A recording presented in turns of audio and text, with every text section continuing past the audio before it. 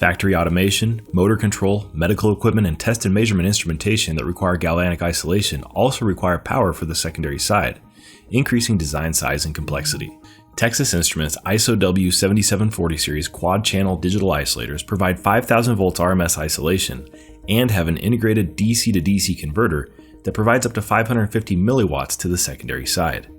Innovative design and layout provide robust electromagnetic compatibility, meeting Class B emissions limits with greater than 5 dB of margin on a 2-layer PCB and offering robust immunity. The channel isolator and power converter operate on separate power supplies for design flexibility.